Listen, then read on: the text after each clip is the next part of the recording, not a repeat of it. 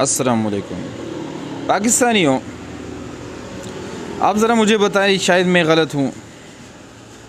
75वीं जश्न आज़ादी के मौका पर पाकिस्तान में 75 रुपये का नोट जारी किया गया। यादगार लम्हा है ना, अल्हम्दुलिल्लाह। और पाकिस्तानी कौमी तराने को नए धुन में दोबारा बनाया गया। और इसके मुकाबले में इंडिया ने इलेक्ट्रिक कार अपने हमवतनों को दे दी।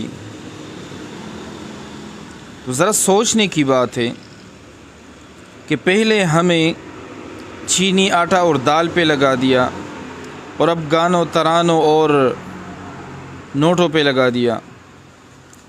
तो जब मुल्क के हुक्मरानों की ये सोच होगी तो आवाम क्या करेगी? आवाम को आइडियाज़ कहाँ से मिलेंगे? इसका ज़रा मुझे प्लीज़ बताइए।